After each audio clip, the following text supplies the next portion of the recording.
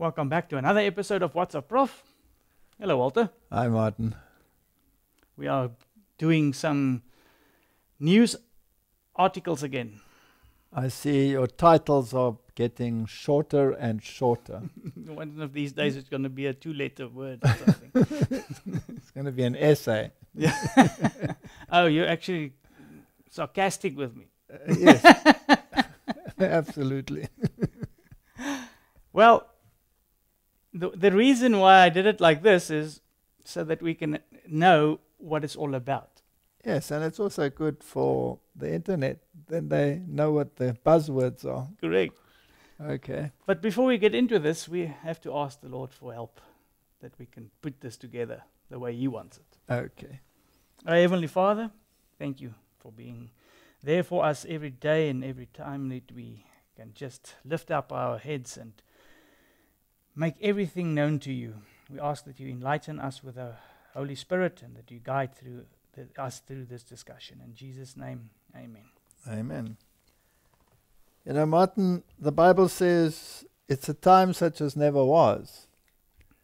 Now, I'm an old goat, but if you had told me 5 years ago, even 5 years ago, that this and this and this and this would all happen in the next 5 years, I would have said, you know, maybe 20, 30, 40, but not 5. Most of the things looks like we're living in a movie. Yes, we are in a movie. We are in a movie. Now, I'm so glad that we have this thing called time. Because sooner or later it's going to run out, right? I can't wait for the day where we don't have to have a watch anymore. We had a talk the other day at Sabbath school. And the question was, what is time? And there are scientists that say that, you know, it's a figment of the imagination. And others say you cannot define it. And I thought about it a little bit, and I thought, what is time? You know, if it's so hard to define, what is it? And I've come to the conclusion that it is an interpolation. In German you would say, ein Einschub. Okay. Something that has been shoved in. That's it. Something that has been shoved in. Shoved into what? Shoved into eternity. Yes. So you had this dimension of eternity, and then you had this interpolation, this Einschub, this shove in, this wedge called time. So in other words, God created time, and then He created the planet with moon and stars and sun to set times and seasons. Obviously, there must be a purpose why there should be time, why there should be this interpolation. And obviously, the only solution to that is it's to deal with the sin question. Exactly. You can't have a sin question in eternity because that would be eternal misery. So you have to have an Einschub. You have to have an interpolation. You have to say, okay, I'm going to interrupt eternity with a thing called time, and then I'll write a book about it. This is the book, Martin. And I'm going to tell you exactly what's going to happen in this interpolation. In this time. In this time slot. And if you don't believe me, then check after the event has taken place, because God says, see, I tell you ahead of time so that when it does happen, you will believe. And then He tells you what it's going to be like. And He tells you in Matthew what it's going to be like. And then He tells you in Daniel ahead of time what the political situation and the religious situation is going to be. And then He tells you in the book of Revelation exactly what is going to happen. And then people will still not believe. No. So what's the point? But thank God, not all. It is for those that will believe. Okay. So there will be a seed of Abraham that will have faith and will believe. Because after all, He told you ahead of time. But some of the things He tells you ahead of time are so improbable that you think they will not happen. That's the thing. But here they're happening. And it's happening. And a lot of people don't like to hear that we're almost at the end of time. I cannot wait. I'm so glad. The longer your titles get, Martin, the better it is for us. It's going to be, like you said, essays pretty soon. Okay. And you know what's the sad part? I couldn't even fit everything in here. What? All right. So basically, the longer the title gets, the more prophetic fulfillment we have. It's all linked to prophetic fulfillment. Okay. So this is what we're all talking about. So a time of trouble such as never was. And if it was never like that before, it must be pretty bad. Mm. In other words, everything that is practiced everywhere, all over the world, I'm talking about the evil one, he's going to throw the book at us. Yep. He's got his book of notes, and that's more than an essay long, and he's going to throw it at the world. I think he's busy. We can see it and feel it. And we're not even talking about some of the issues, right? Mm. So you've titled it Cyber Attacks, Grid Failures, Climate, Religion, Gender War, and Religious Upheaval. And again, these are just events. That's it. Don't get sucked into one of these. Exactly. These are just events. Look at the events, but always bear in mind, where's it heading? Mm.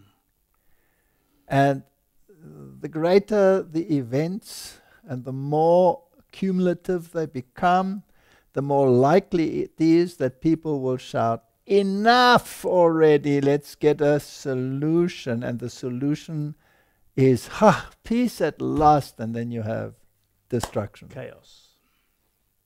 That's basically it. Why should we continue and show all this stuff? No, we can let it play and we can leave. Okay. All right, see you next time. All right, let's have a look at what they're saying. New York Post, 400,000 gallons of radioactive water leaked from Minnesota nuclear plant. At least 400,000 gallons of radioactive water leaked from a Minnesota nuclear power plant in November, but officials only publicly revealed the spill on Thursday.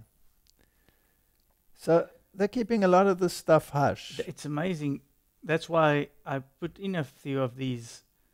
Usually it will be all over the news when something like this happens. But now there's more and more things happening that are disturbing, but it isn't brought to the attention of the people. All right, here's a thought, Martin. The spirit of prophecy says that calamities will increase. Mm. There will be fires, there will be storms, there will be collisions and calamities on the great lines of travel. Ships will go down, trains will crash, aeroplanes. She never spoke about those, but the great lines of travel include aeroplanes, will crash. And, technology has come to a point where none of this should actually happen. It should be so organized that trains should never collide. Mm. I mean, they have sensors to tell you when a train gets a wobble, they should be able to brake and stop and all of these things. But then, if that system breaks down or you have a cyber attack, couldn't you have calamities like you have never imagined could happen? Absolutely. It will be a very, very dark day when all of that happens. Yes, and recently when they shut down all flights in the United States because there was a hiccup in the system. Imagine if that hiccup takes place while everything's in the air. Mm-hmm. Well, could be interesting, right? There's a lot of things that can cause huge problems, and it's very probable that it can happen. Okay, and then humanity thinks, all right, we'll solve the problem with AI, and AI will keep everything on the level, and then AI goes rogue, and then you really have a calamity. Exactly. So it could become a very interesting age, such as never was. You know what? And I'll just say it bluntly. I think this is upon us. It's not in the far distant future anymore. All right. Now, what if some of it is even fake, just to create fear? I think a lot of it will be fake. But unfortunately... some of it will be real. And it still doesn't matter. because the outcome will be the same. All right. Now, whether it is the devil doing it or whether it is the destroying angel that does it, the outcome is the same. Same. All right. So we have these calamities. So while the energy company reported the leak of water containing tritium to state and federal authorities and the Nuclear Regulatory Commission last fall, state officials said they waited to tell the public until they had more information. How much information do you want before you warn people that they are exposed to radioactivity? Yeah, that's why I think it can be put another way. They rather wanted to keep silent to see if it can go away. So they had to decide what to do with this contaminated groundwater, how much leaked into the ground, before sharing the information. And then, Martin, you had this terrible train smash. Now, I know it's been reported on a lot and people have spoken about it. And the interesting thing is that the very events that took place are pretty disastrous, number one. Yeah. But almost like biblical prophecy, they were foretold in Jesuit theater. And the thing is, what happened here is it seems that there's no urgency to do the cleanup or to get people to safety. So it seems as though almost like they want a calamity? That's the same with the previous slide of the nuclear waste. It's almost as if they want calamity to start happening. Okay. All right, let's have a look at the news and then we'll look at some other interesting information. The train derailed on February 3rd at 8:54 p.m. It was carrying 20 cars of hazardous materials, including vinyl chloride, a highly flammable toxic gas that causes central nervous system problems and has been linked to a host of cancers. You have not evacuated. Please leave the area. In the days after the accident, Norfolk Southern worried the vinyl chloride could explode, so they did a controlled burn, potentially releasing phosgene, a gas used as a chemical warfare agent in World War I. Videos soon spread widely from residents, who were afraid and unsure of what they'd been exposed to. It still smells like a chlorine and leaves like a bad taste in your throat. Many reported rashes, sore throats, nausea, headaches, and respiratory problems, as well as seeing sick animals and water covered in a chemical sheen. There's no way that's safe.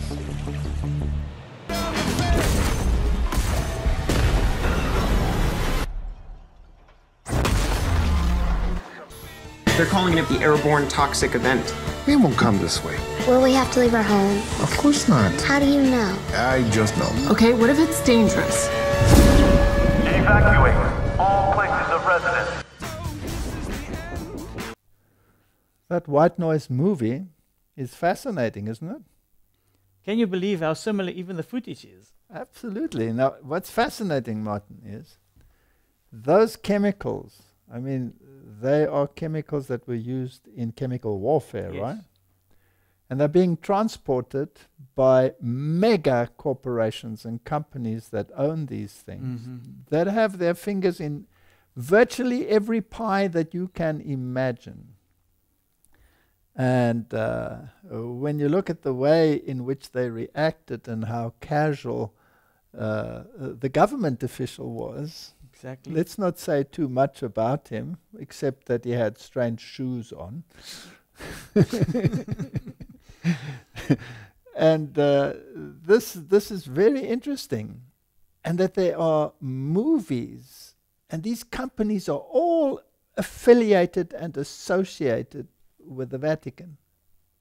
Deeply. Deeply. And we'll, in a later video, show also how this same company or companies have got their fingers in the Ukraine situation. Yes, absolutely. This is so fascinating. So it could just be an accident, but it was foretold with such accuracy that one is interested. And just the connections, who owns what, Yeah. and how it was done is interesting, to say that. Let's just leave it there. Let's leave it there. But I was just thinking, what did you start off with? telling us that time, God showed us in the Bible ahead of time what's going to happen. Now, isn't it interesting that maybe the adversary is trying to do the same but through movies? Yes, because that's his mouthpiece. He doesn't have a word. He doesn't have one. That's his mouthpiece, yes. Yes. So the movies, the Jesuit theater, is his mouthpiece. Now, Martin, if you jump from an accident in the United States of America and you jump to our part of the world, which is as far away as you can possibly get, then we are expecting food and water shortages. Now, what's interesting is that it's not on our news. It comes from the United States that is warning its citizens in the country. So I think let's go and do a campaign in Namibia, just for a little while. Yeah.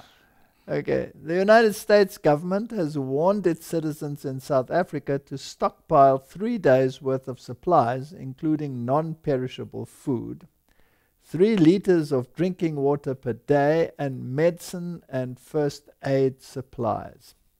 In addition to stockpiling food and water, the embassy offered the following guidance: have a communications plan for when there is no or limited power, cell phone, battery, additional charging cords.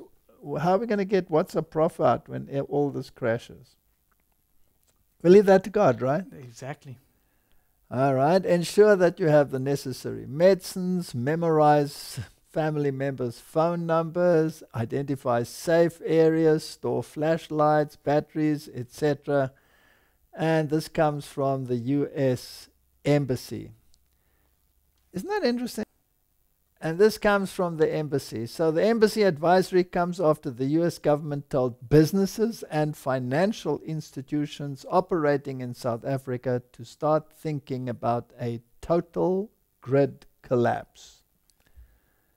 Well, Martin, we are expecting a total grid collapse in this country. And I'm always surprised when I read overseas a tornado went through and, 100,000 people were without power. That's world news.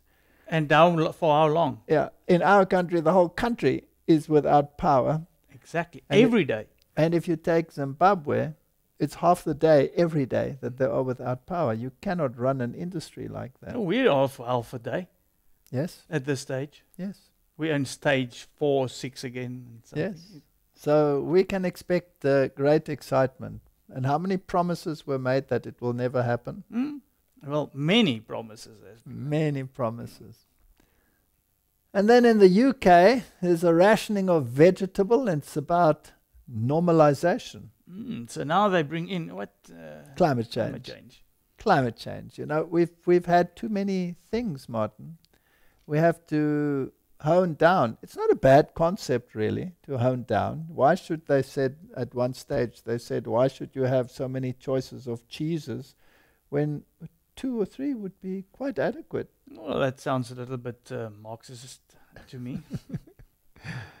The past few days have seen certain fruits and vegetables rationed by major UK supermarkets. Aldi, Morrison's, Tesco, Sainsbury's, all of these. I think we've showed this before, but just to show that it's as a result of pandemics, breakdown of supply routes, farming infrastructure, not enough fertilizer, and let's just ration. Yeah.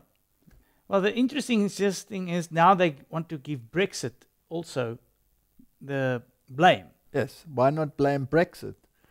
But the other side of the Brexit device is firmly set on blaming any shortage on the weather. So it's climate change or political change. Which one is it, Martin? Or is it both? Planning. Or is it planned? I think it's planned. Okay, so the real reason there are shortages, supposing there are real shortages, you see, even they are skeptical here.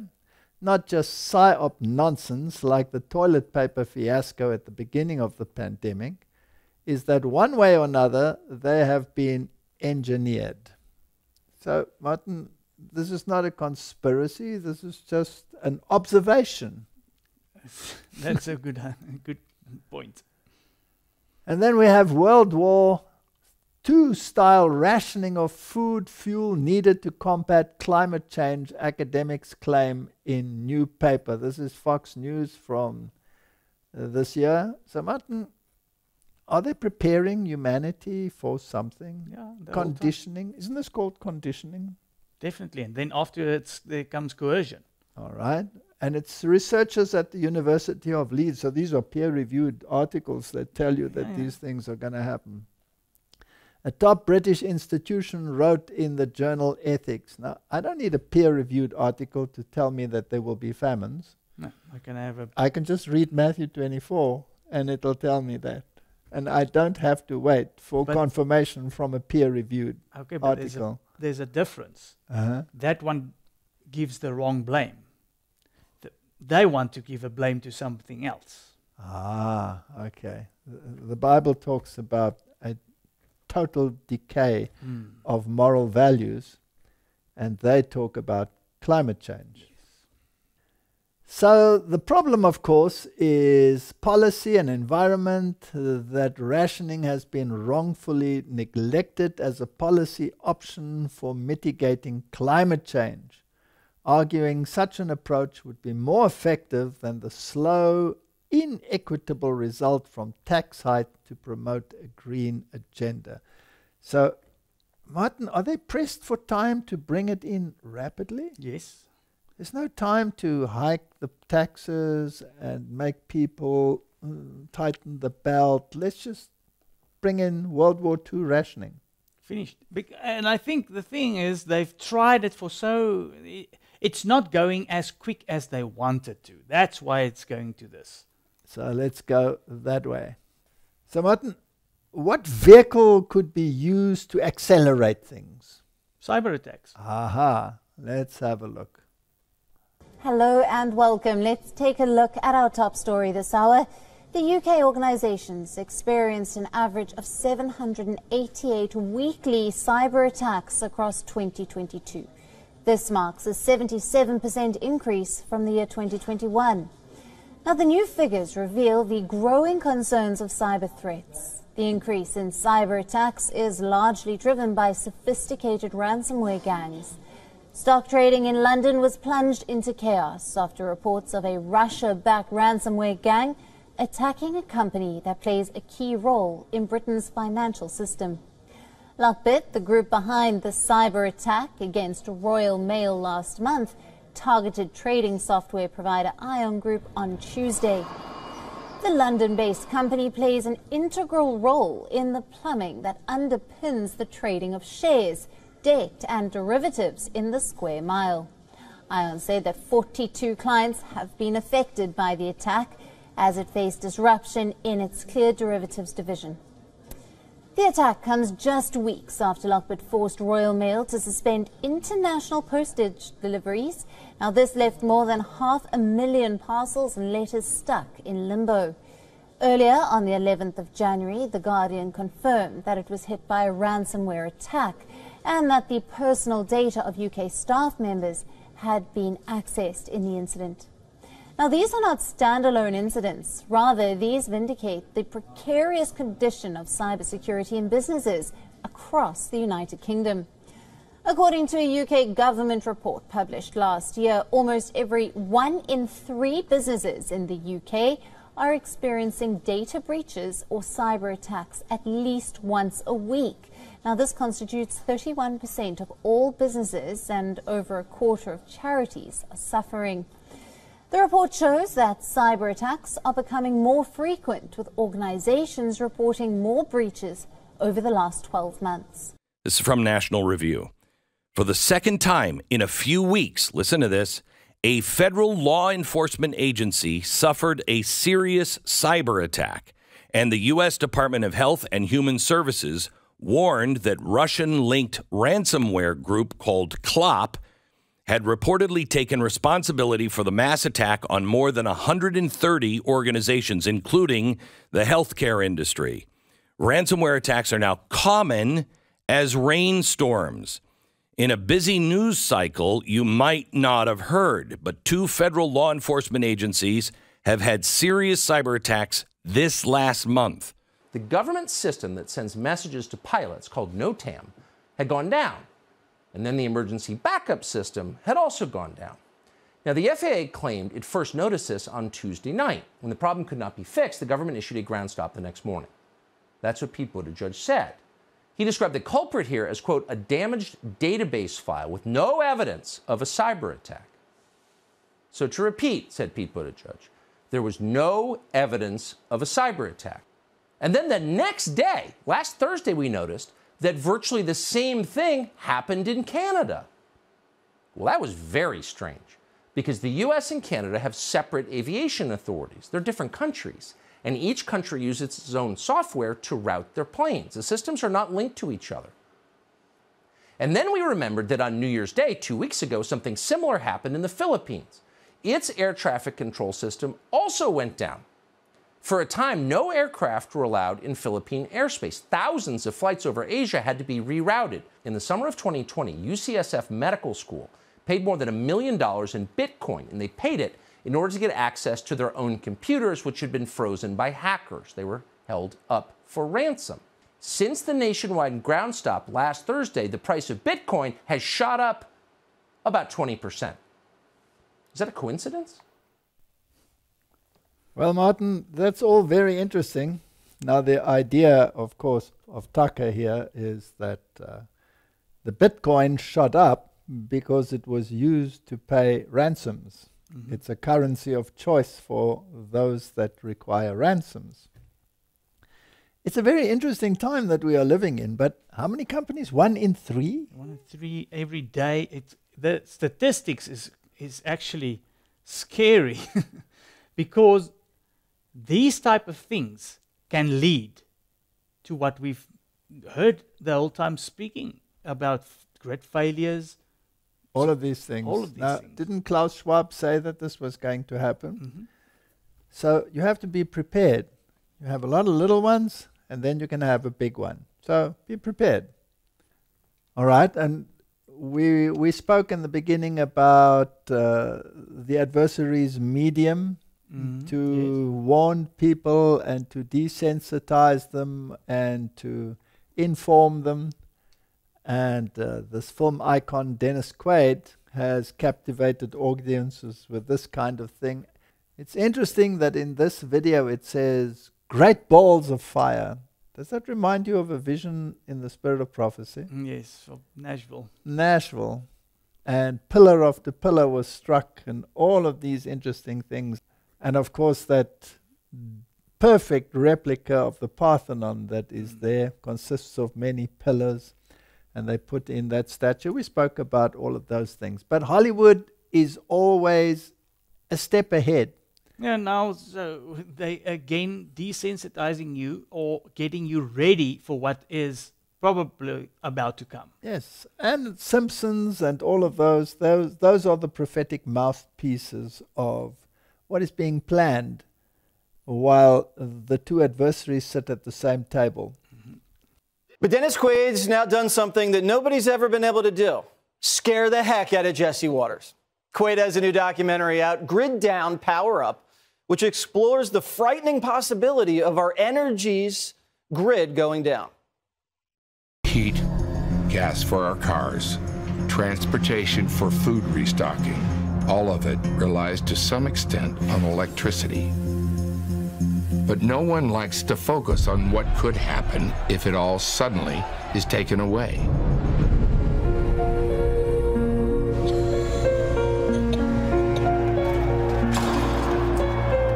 A nuclear explosion in the atmosphere above the United States could unleash a burst of invisible electrical energy that within a fraction of a second could wash over this country and overload all of our most sensitive electronic devices, including the nation's power grid.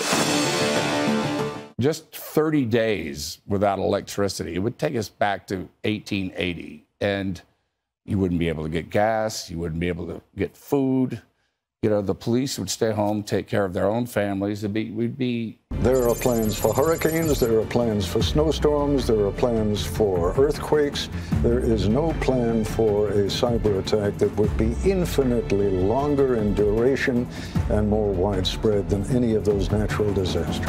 This is something that if it does happen, it's going to make the COVID look like a kid's show. Wow. Well, Martin, that's nothing new. Yeah. Our other prophet, Klaus Schwab, already said that. And isn't it interesting that they have the same rhetoric? The same story. It's just part of the scenario. Now, the scary thing is, this probably can happen. Yes, let's say it probably will happen. I think so. So let's have a look in South Africa. Well, that's why in South Africa they sent out a letter, all the insurance companies, to their clients. You received one, yes, and I received one. Let's just show what it says. It says important information regarding your cover. The instability of South Africa's power supply, especially in recent times, has become a major concern across all sectors, including the insurance industry. It has become clear that the risk of a potential grid failure can no longer be ignored. One of the core principles of insurance is that the insured event should involve some amount of uncertainty. Grid failure can now no longer be considered uncertain or entirely unforeseeable. And this, combined with the consideration that such as the insurance market, has prompted us to reinforce and clarify the cover provided for losses resulting from grid failure in its policy terms and conditions. Yes, so basically what also happened, if you read it further in the document, they're not going to cover any loss for grid failure. And that's from the 1st of April. Yeah. So we're right there now, Martin. We're not covered anymore for grid failure. And, you know, with us, it's apparently, let's just say apparently, infrastructure collapse. But overseas, a cyber attack will do it as well. So, once again, however it happens, the outcome is the same. The outcome is exactly the same. Well, here's an interesting one by King David Studio. And I understand this gentleman is an Adventist. That's what I've heard. Well, let's see what he has to say. The catastrophe that we speak of is total darkness. Yes. Is total darkness a possibility? Absolutely. In South Africa? It's imminent. It's not even a possibility. It's imminent. Yeah, it's imminent. Listen, but it's equally avoidable, obviously. 100%. Yeah. It's avoidable. But at the rate this train is going, it doesn't look like we're going to avoid it.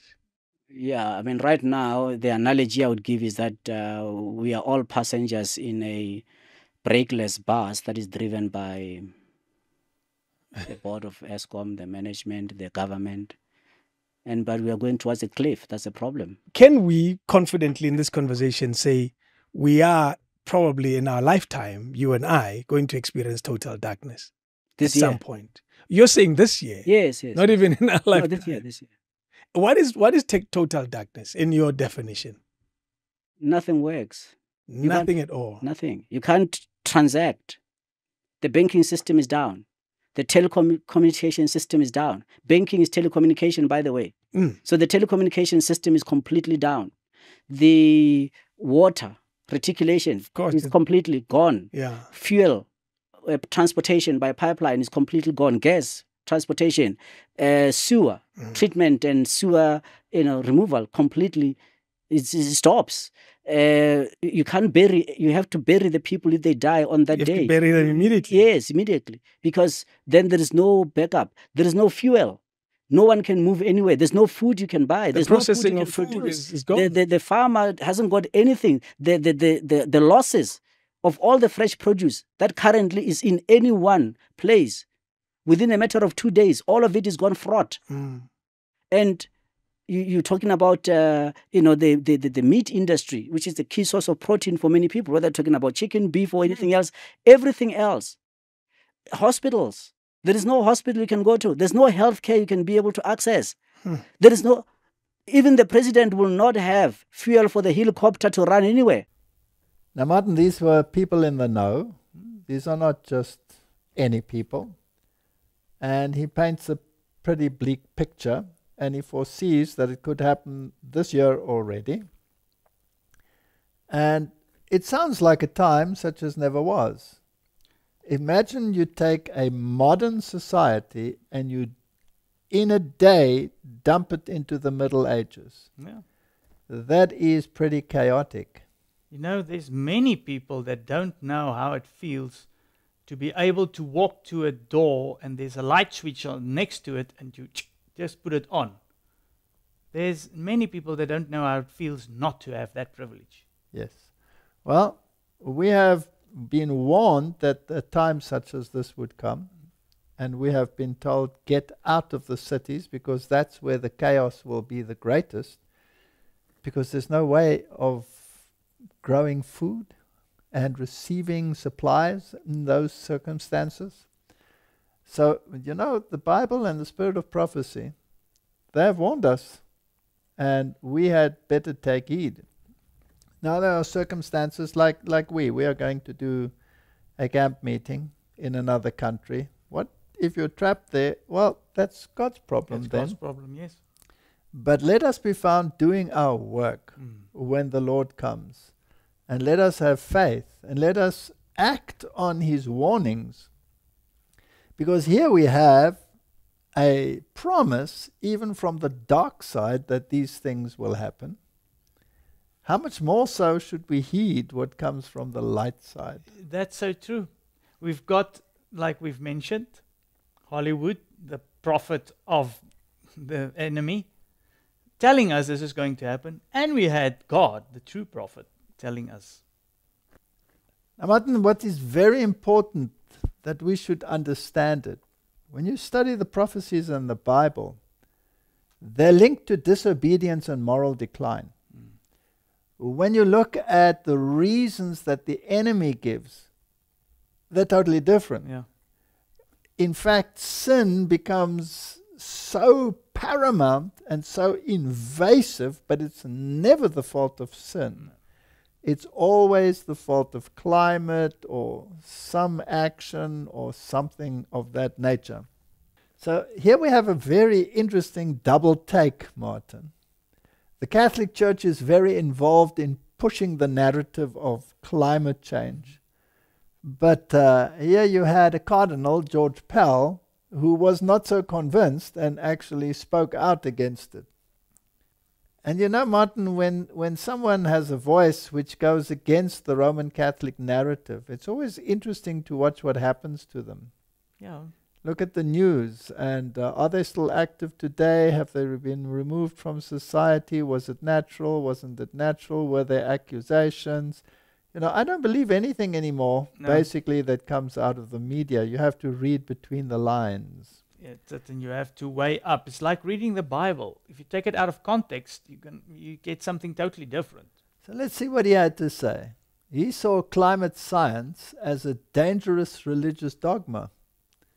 In the end, his hardline stance held the church back. The late Cardinal George Pell left a legacy of climate science denial, which in his later years became ever more distant from reality and the position of the Catholic Church. For decades, in newspaper columns and speeches, Pell popularized climate denial talking points to dismiss the science of global heating and to brand environmentalists as hysterical and in the grip of pseudo-religion. Well, that voice is gone, and the narrative continues. Yeah, and it's interesting how they downplay, how they make him, he's actually distant from reality. The news agencies always, if you are on this, they want to link it. If you are climate change denier, they want to link it to a mental problem. Yes, then you are mentally diseased. And obviously, if you are on the same bandwagon, even if you have zero education in a particular direction, then you receive an honorary doctorate like Greta Thunberg. So we've gone from the sublime to the ridiculous. That's it, but not in anything. In theology? Yes, exactly. Why theology? What's climate change got to do with theology? That's the interesting link. Yeah, it's a pseudo-religion, like Pell said, actually. Yes, he was quite right. So the Swedish climate activist Greta Thunberg is awarded an honorary doctorate from the theology faculty of the University of Helsinki. And the reason why she receives the award is that she has given us all a task that extends beyond our everyday choices through her action, the faculty explains. Now, Martin, this is so ludicrous that one wonders whether the people that decide these things are still in charge of all their faculties. Yeah, well put. You see, I know, it is ludicrous. But we've got a problem, like we've always said. This is reality. These people are making policies according to according to this. Now, interesting, Martin. Even if you are selling a lie, if you shout enough and carry on enough, it seems like the majority goes with the lie. They follow suit. They just follow suit. So, well, let's leave it at that. I really don't think we should actually read on, but you think we should, right? Just a little bit more. All right, let's read on a little bit more, just to get riled up. It is not about the combination of faith and climate, but about the link between Thunberg's climate activism and science. As faculty, we agree with the fundamental goals she propagates. At the same time, climate activism connects to theology in some sense. Nissinen, who is an expert in Old Testament studies, adds, the earth is God's creation and we care for it. There are already some texts in the Old Testament, for example in the prophets, that deal with climate change. Many things have changed since the Bible was written, but much is the same. Humans are the same, God is the same, the earth is the same, only the concerns are more severe. It is not the first time Thunberg has received an honorary doctorate. The Belgian University of Bergen awarded her in 2019. Shows she is accumulating them. Can you believe it? Yes, but this is very interesting. So the Bible is all about climate change. See where they... Now, this links on to where we will go next. The gender problem is also, what do they do with the Bible here in the climate thing? Yes. Turns it upside down. And let's turn the gender thing upside down as well. And humans have always been the same. Humans are the same. So there's no decline. Everything is the same. Everything has been. This is uniformitarianism. They should all become geologists and not theologists. Yeah, that will probably work. Now, seeing that Greta is such an authority on the issue, at the latest Davos, she was asked a few questions. So let's have a look how serious she was, right? Yes. Greta, how many times did you rehearse your arrest at the German coal mine?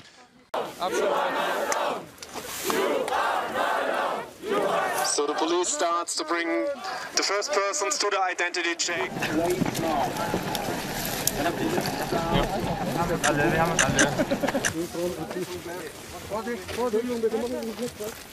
Wie sieht's denn aus mit der Badstraße?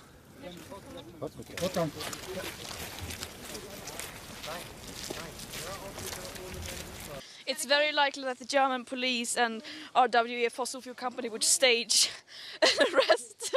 How many times were you arrested? Because you posed for several times, didn't you? Sure. If you want to end fossil fuels, how did you get to Davos today? I came yesterday. I didn't come today. How did you travel here? Several trains. Several trains or planes? I took a private jet, of course. Took a private jet? Yes. I mean, you laugh about this, but surely if it's such a big issue, it's surely no laughing matter. I mean, this is an opportunity for you to try and get people who don't agree with your message to try and see it from your side of the view and to maybe change their ways, surely? Yeah, I wish I could tell that to myself sometimes to take things more seriously, but you know, I'm just a young person, I tend to laugh at most things. All right, seeing that she got a theological degree, we now have confirmation by the theologians that climate change is a theology, that it is a faith. That's it. They have confirmed it for us very kindly.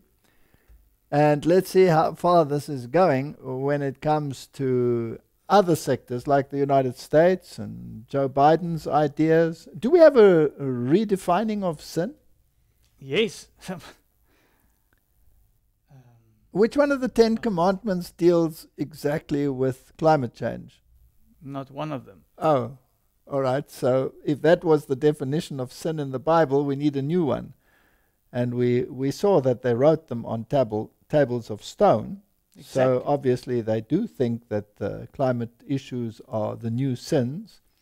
And the Pope is fully behind it. But then he's always been behind changing the law. It's that's his forte. He's very involved in that. It's interesting, like you mentioned now, so Greta and the theology honorary degree that she's just received, or doctorate, and this proves that this is actually a religion. So this religion has to have rules. Yes, all religions have rules. Let's have a look. That's what climate change is about. It is literally, not figuratively, a clear and present danger. The health of our citizens and our communities is literally at stake. The UN's leading international climate scientists call the latest climate report nothing less than, quote, code red for humanity. Let me say it again. Code red for humanity. And making the largest investment ever, $2.3 billion, to help communities across the country build infrastructure that's designed to withstand the full range of disasters we've been seeing up to today. Extreme heat, drought, flooding, hurricanes, tornadoes. Consistent with the President's executive order on tackling the climate crisis at home and abroad, we are issuing a comprehensive environmental justice enforcement strategy. Communities of color, indigenous communities, and low-income communities often bear the brunt of the harm caused by environmental crime, pollution, and climate change.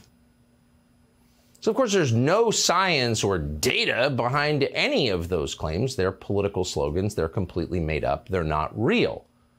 But it's happening anyway. So we're directing natural disaster aid on the basis of skin color. Decades ago, it used to be 1 or 2 a season would happen. Now with climate change and these extreme warm waters, it's almost, it's happening all the time. This storm, in a way, is kind of bad news for the people that are still trying to deny climate change as a factor. Florida Republicans deny climate change as a monster storm barrels towards the coast. This will be a first-time test for how you adapt to these new, stronger storms on a warmer planet as a result of climate change. The threat exacerbated, of course, by climate change. Charleston, like Miami, gets water that comes up on a good sunny day. That's climate change because water levels are rising. Our Earth is getting warmer, and there is just no doubt, I think, left that it is feeding these beasts. It turns out people keep track of hurricanes. There are lists of hurricanes, so we know there has been no increase in hurricane frequency in the United States from 1900 to 2020, 120 years. In fact, the number of hurricanes has actually declined over the last century. And in that same period, deaths from hurricanes, other natural disasters, have dropped by 90%. 20 years ago, before he died, Michael Crichton delivered a talk in San Francisco about the climate crisis. And he described climate activism in that speech as the religion, not a political movement, a religion for urban atheists, for people who rejected every aspect of Judaism and Christianity. Climate activists had, without saying so out loud, created a religion. All the features you would recognize in any conventional religion. They had their Eden, which would be the world before the settlers arrived. They would have their original sin, because every religion has that. In their case, it would be the Industrial Revolution. And because of that original sin, they believed a rapture was coming, an end of times. And in their telling, the end of times was climate catastrophe. So the only way to save yourself from this rapture, from this end of times, was to renounce your energy sins and embrace climate activism. So Crichton identified this as a sign that religious beliefs are inherent. Everyone has them, even atheists. You may not worship God, but you're going to worship something, and that's true. Thousands of protesters took to the streets of Oxford to express their opposition to the WEF's 15-minute city agenda. Under the scheme, drivers will have to obtain government passes to travel through certain areas, and if they exceed their ration limit, networks of licence plate scanning surveillance cameras will zap them with fines. The council calls it traffic calming, but it looks an awful lot like a de facto climate lockdown and population control. I could stand here and say more or less what other people are going to say about the effect of these 15-minute neighbourhoods, soon to become digital ID facial recognition zones. Let's say my friend lives in zone 3 and I'm in zone 1. If, for example, I went to my friend's house in zone 3, my parents normally come and pick me up in their car. It only takes 10 minutes.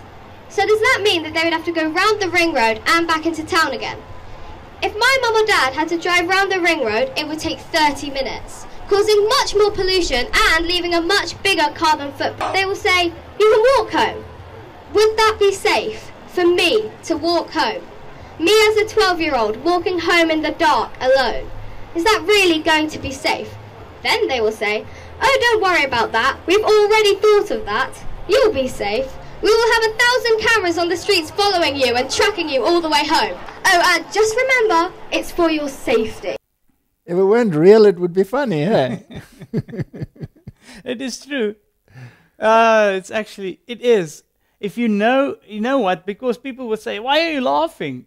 Because if you know what the Bible is telling you, this is actually laughable. It's a joke, yes. It's a joke. It's a joke. You know, Martin, perhaps we should feel sorry for these people.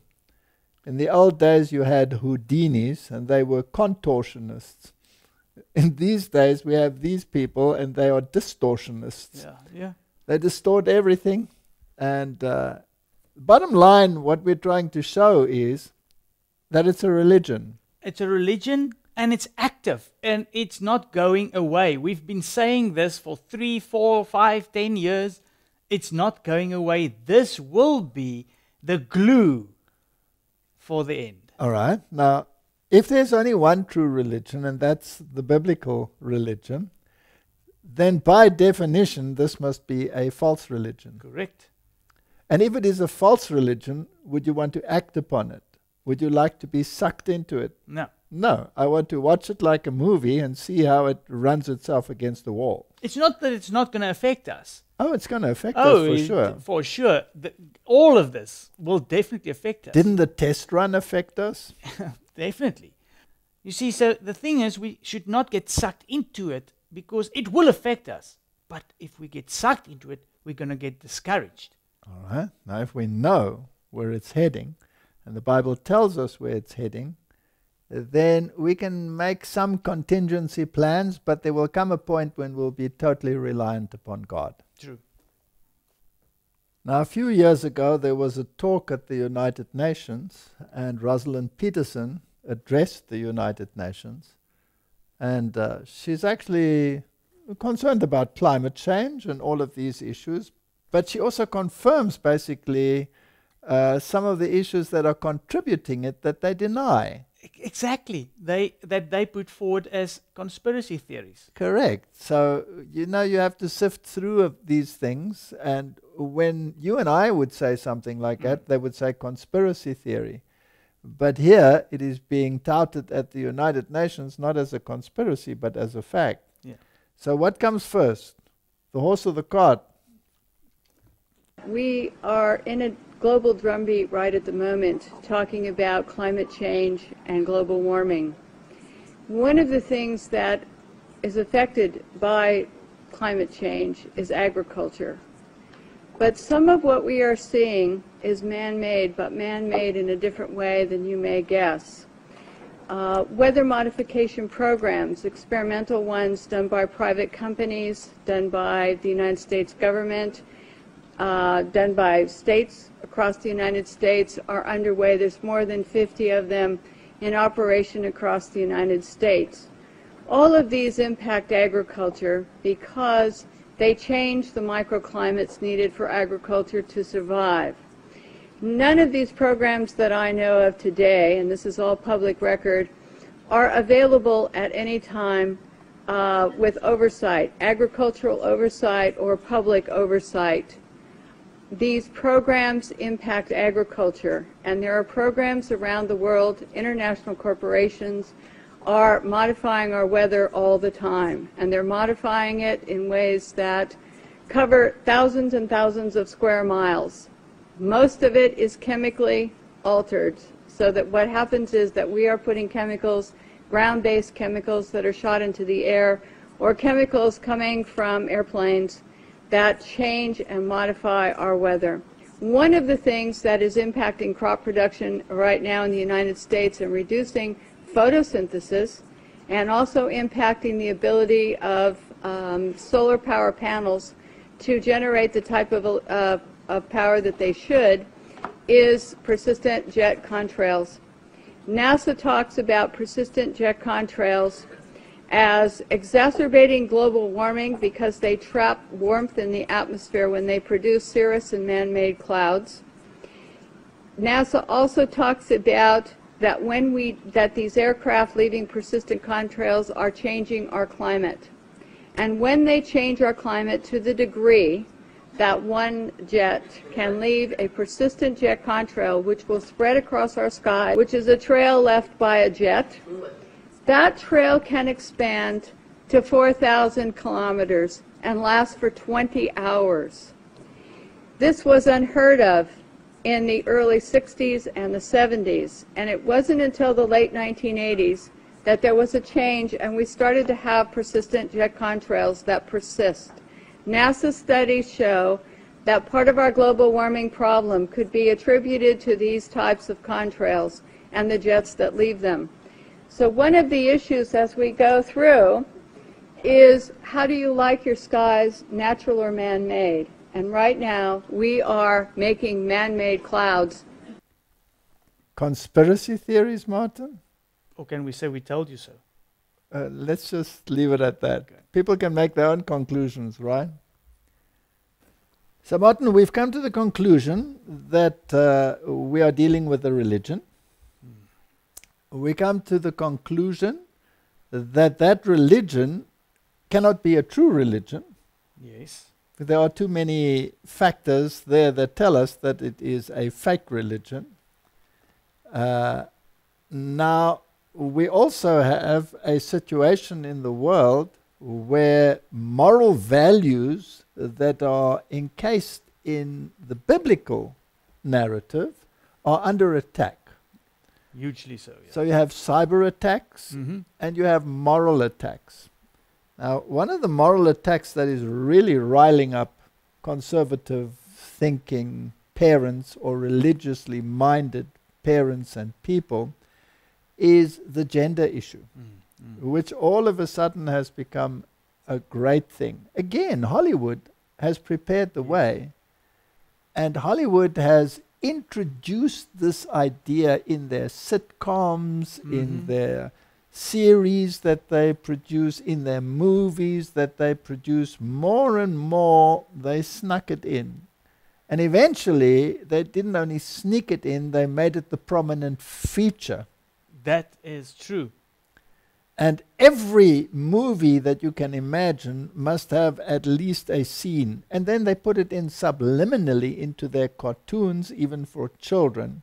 And you have all of these things. And then they brought it into the schools. They used to put it in subliminally in cartoons. Not so anymore. And then they brought it into the schools. And then they went a step further and they brought drag shows into the schools. And eventually people get so riled up that it can almost lead to a civil war. Is that so? I think it's not far off. All right. Now, we are thinking about biblical prophecy, and we always say this. Where is it heading? What is it doing? Is it going to make the pendulum swing to the other side and people say, enough, we're going to reinstate religious values that made this country great in the past, and obviously we're going down the tube, and that for every country in the world, because the same things have been going on worldwide. So we're going to look at the gender issue. We've done it before. We've insinuated many times. Let's look at some real things that are happening.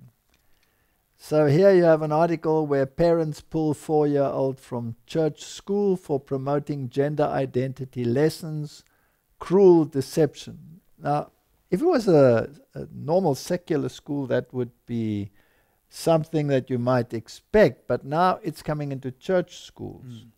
And that really gets people upset because they think the church school should be a safe haven. Look, if you proclaim that you are a church school, then obviously there must be biblical teachings that you follow. Yes, and if those teachings are pretty straightforward and clear, which they are in scriptures, it takes some theological gymnastics to wrest them from their context and change it around. For example, saying that Paul says if you burn for one another, then get married, and that marriage, according to them, then would include any gender. Eventually, it might even include other things like marrying your pet. Yeah, that's actually ridiculous. Like they twist and fiddle with, like Romans, completely. Yes, and like that's across the board. Yeah, and nobody is. And when I say nobody, I mean nobody. No religious institution is going to be immune to this kind of attack. So Christian parents in the United Kingdom pulled their 4-year-old son from the Church of England school after its head teacher allegedly promoted gender identity lessons.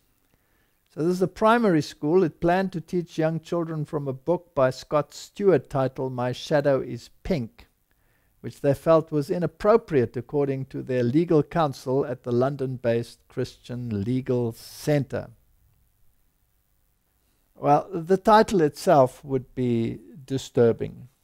True. So let's say that there is a reason for the concern. And here's another one. National transgender school shooter possibly targeted Christians over hateful rhetoric, senator says. So now it's becoming a hate crime against Christianity. Now Christians will start getting riled up. Now what if, in a flash, it can go so far that people climb onto the bandwagon, which we said we should first observe before we climb onto a bandwagon, because we want to know where's the bandwagon heading. And then we see they're going to go and enforce the moral values as they were, and then inadvertently, without knowing, they actually enforce papal values. Yes. And not biblical values. And then a little voice goes up when finally humanity has unified on moral values, and it doesn't stay within Christianity, because I'm sure Islam will climb onto the bandwagon as well. And other religions will climb onto the bandwagon as well, and then they will unite on something that is common to them. Let's bring God back into society, whoever that God is and whatever system we're talking about. Like Rick Warren said, it doesn't matter what makes you do good, as long as you do good. As long as you do good. How about giving God some more time? How about an enforced day of rest, which they're talking about? And then we will have a loud cry going out against that, which is called the loud cry warning against the mark of the beast. And then you have everybody finally united, and here is an irritating voice saying that you are not doing the right thing, you're not working according to the biblical principle. But because all the other religions are involved and they're happy to go along with this, you're going to be the pariah. You're going to be the dog in the story. And eventually, instead of the hatred being focused on everything that is wrong, couldn't it just turn against that moral little voice? I'm sure that some of these people that are here being condemned will add their voice and shout down those that bring the loud cry. Definitely. It's the same. The Jews said it's better for one man to suffer than for the whole nation. this will be, it's better that this little group suffers. This irritating little group. It's standing in the way of our moral unity. This is very interesting. So the Nashville school shooting should be investigated as a hate crime since the transgender shooter intentionally targeted Christians. Senator Josh Hawley told Fox News on Tuesday. The Trans Resistance Network, a trans activist group, said the transgender shooter felt no other effective way to be seen than by killing 6 people at a private Presbyterian school. This is fascinating. The Metropolitan Nashville Police Chief John Drake said Monday night that some believe the shooter held resentment for having to go to that school because Christian values are an affront to whatever is contrary to it, whatever that is. So Martin, this religious attachment, is it heading in a direction? It is, and it's so, it's the one of the most sinister ones that Satan is coming up with. Because, like you've just mentioned, the thing is, it is immoral, but the problem is this is going to lead to a wrong outcome. Okay. Now, it can become so pathetic that they don't want to talk about a woman anymore. They don't want to define a woman or a female. It's now a birthing parent. Mm-hmm.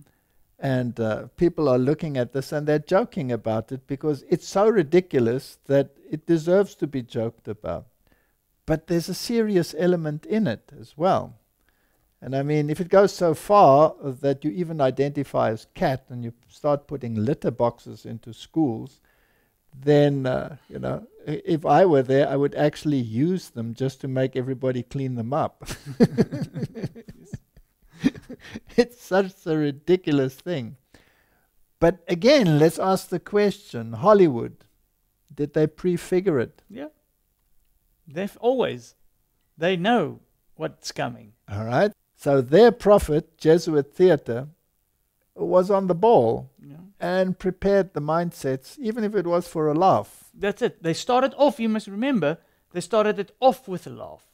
And then eventually, you mentioned earlier, sitcoms and everything, they started getting more serious with it. Till eventually now, if you are just trying to speak against any of this, then you are the enemy of the state. Yeah.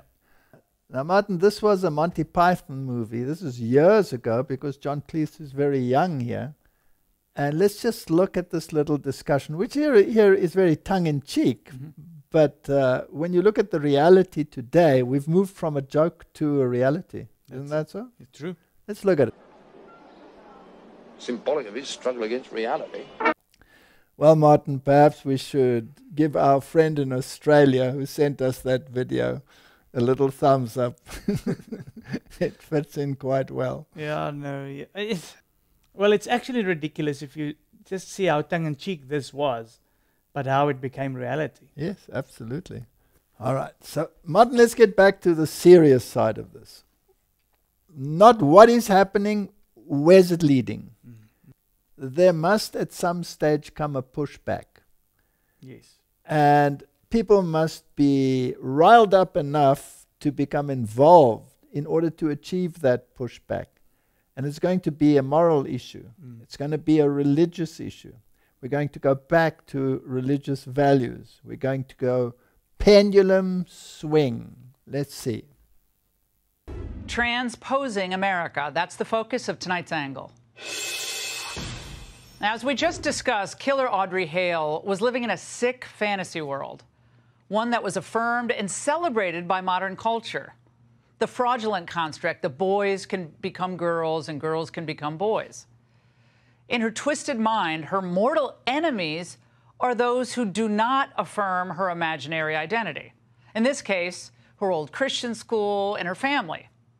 And thus, she goes and blows away 6 innocent people, including 3 small children.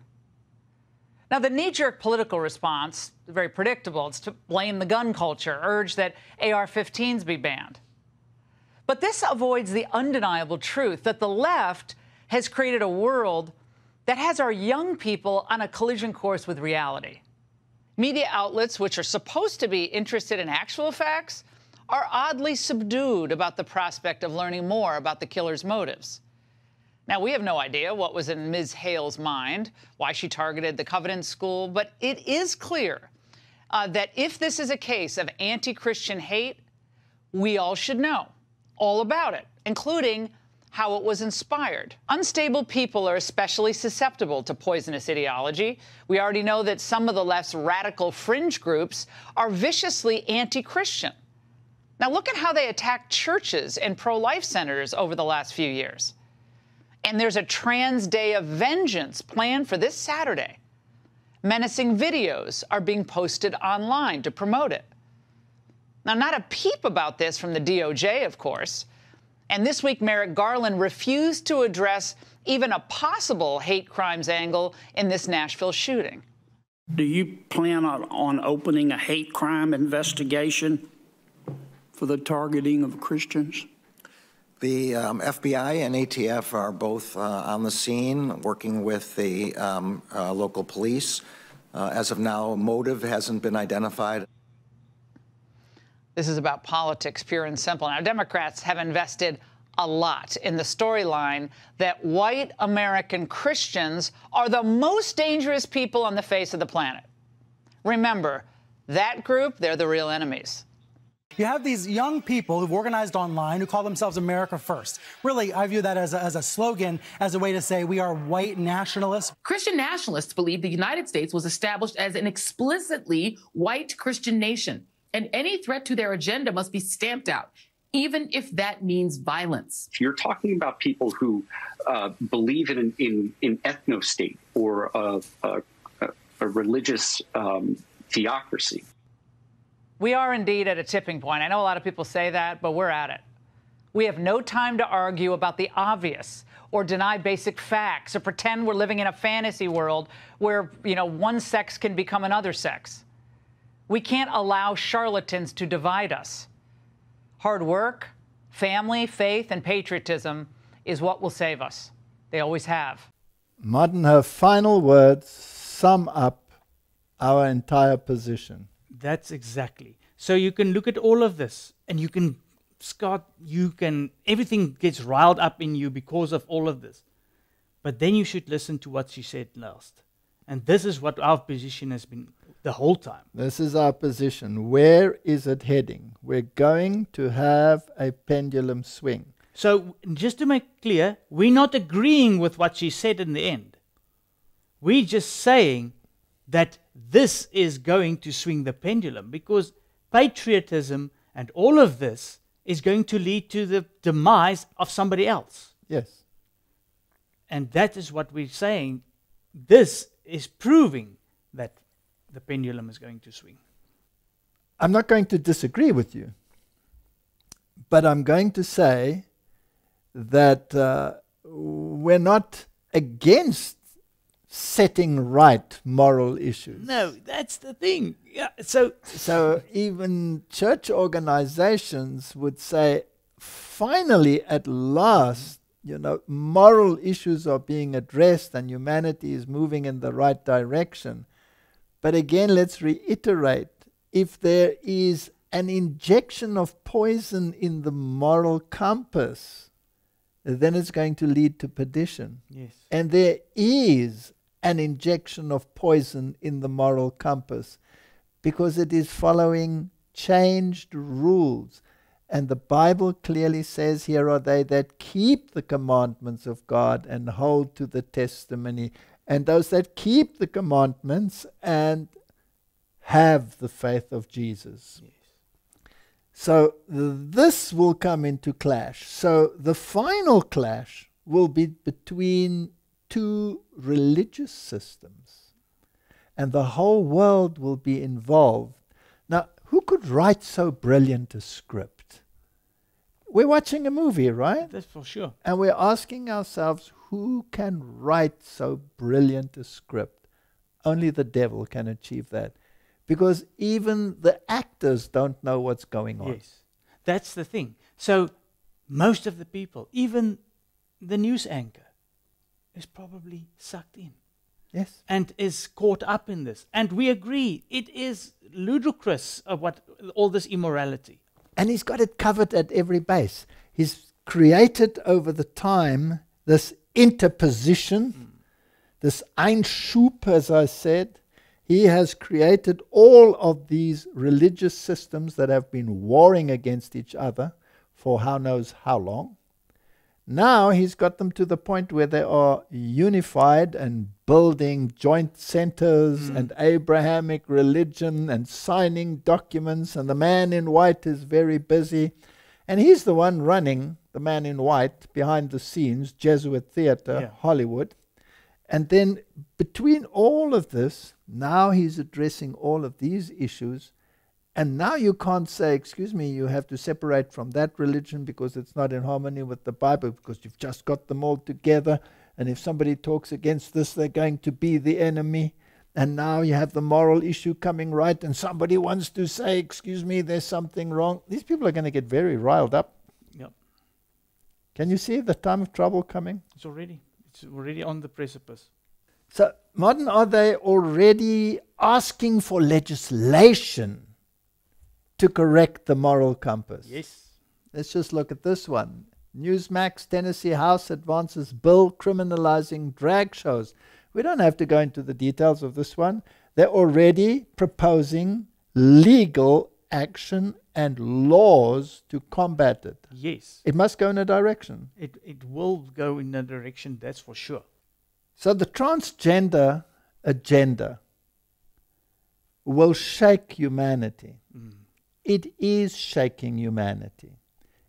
I want to predict it's going to shake every single denomination, and is already shaking every single denomination. We have to make sure that we know our Bibles, that we know what God wants, and that our life comes into harmony with His will. For sure. And there are many sins, not just sins against the seventh commandment. There are 10 commandments, and they're very broad. They cover every aspect of humanity. We have to examine ourselves on every single one of them, whether we are in harmony with God or not. And if there is a transgression in terms of the 6th commandment in your mind, or the 8th, or the 9th, or the 10th commandment, or the 1st, the 2nd, the 3rd, the 4th, the 5th, then we have to get our lives into harmony with God. Exactly. Including anything that's wrong in the 7th. Yes. Yes, you can't exclude that one and say you were born that way. No. No, He created you male and female.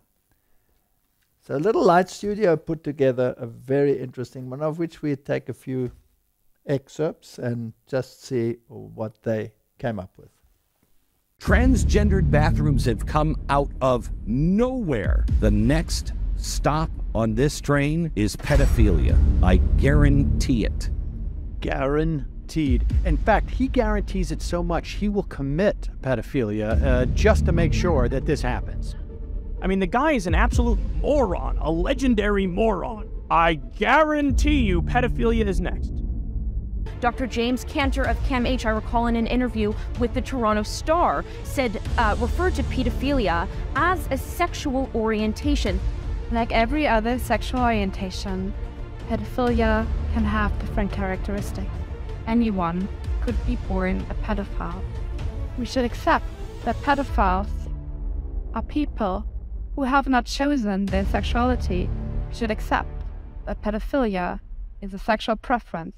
Statistics indicate that there will be 1 or 2 of you who are struggling with some form of pedophilic interest.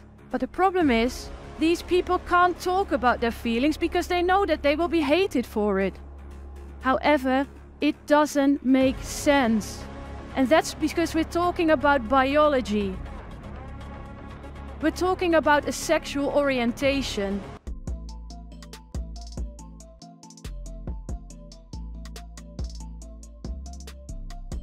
If you want to be a drag queen and your parents don't let you, you need new parents. Are there children inside? Yeah, there's 3 or 4 of them.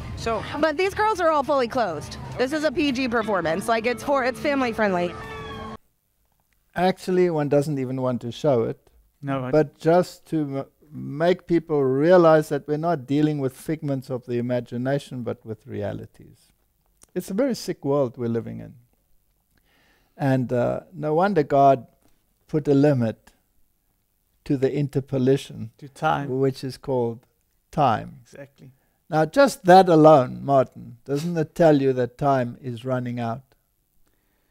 Didn't God have to make an end to it once before? Yes, more than once. Actually, yes. More than once. Okay. Now, Martin, if the transgender movement is riling up Christians, don't the Christians need a champion? Yes. They need the hero that will come and sort this all out. All right. Now, if I may guess, or why me? Why don't you guess who could that hero be? Maybe the Pope. Isn't the wound going to be healed? Yep. Isn't the whole world going to wander after him? So I wonder what his position would be. What do you think his position would be? He will be against it, and then sometimes allow it. Yeah, he speaks some obscure language. Double talk.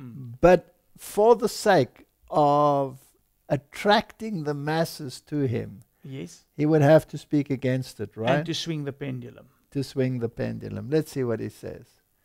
So, gender ideology is one of the most dangerous ideological colonizations. His comments echo previous statements condemning transgender ideology as a fundamental disorder being forced on the youth. Do you think that'll go down well with the Christians? Yes, very good. Okay. Because now, but it won't go off well with those people that were mentioning it as a sexual orientation. No, it won't go down well with them at all. He made these comments during an interview with an Argentinian newspaper, and he was asked, why is it dangerous? He continued, because it blurs differences and the value of men and women. All humanity is the tension of differences. It is to grow through the tension of differences, the Pope said. The question of gender is diluting the differences and making the world the same, all dull, all alike, and that is contrary to human vocation. So he's saying the right words, but in the same breath, he speaks well or condones certain actions which are clearly anti-biblical. Yes.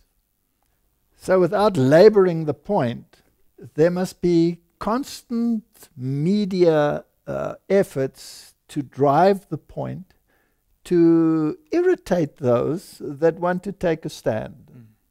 And one of them is this UK woman who was arrested for silently praying. She was arrested for what was in her mind, and then she was released, and then she was arrested again. That must rile up the people. Yeah, I'm sure, especially when you had a judge setting her free. All right, so the next point is a high school football coach was fired for a prayer that he did, and so he went to court and he won the court case. Yes. So these are issues that are constantly coming out in the media, reminding people that there is a war against religious values, and people are getting riled up. Isn't that going to make the pendulum swing? It's starting. It's really starting. Right. The next thing you have is sports stars, and there are many of them. Here's one goaltender, James Reimer, who refused to wear a pride jersey, and they will say, wonderful, and many will be riled up, and they're trying to bring people to climb onto this bandwagon, this train that is picking up speed. And almost like that other guy said, doesn't have any brakes. It doesn't have any brakes. Now, do you remember that in the Spirit of Prophecy there was this dream of the train that was picking up speed, and that the captain in the front, the conductor, Satan, and the one controlling the steam engine was Satan himself. So, Martin, people are beginning to stand up, and they're saying, I'm not going along with this agenda. And they will get followers. And then the pendulum will start swinging. And once that pendulum swings, and a little group stands up and says, we are in accord with your values, But Yes, but there's a problem. And then you point out the problem. Transgression of God's law, following the beast, yes, and his values rather than the moral dictates of God. Here are they that keep the commandments of God, hold to the testimony of Jesus. They will be an irritation. And eventually all that anger will be swung and directed at that small group. Yeah. So Martin, may God help us as we face this certain future together. Amen. Let's pray. Heavenly Father, the world is on an express train to perdition. And help us, Lord, to focus on why you have given the last message of warning in Revelation to people so that they may present it to the world, so that eyes may be opened. Now we know, Lord, that in the loud cry, many will respond. And sadly, many of those will take the place of those that leave the ranks of those that should know better, who have allowed ideologies to infiltrate into their own minds. Please help us to be effective in bringing the last message of warning to the world, and make us part of the loud cry is our prayer in Jesus' name. Amen. Amen.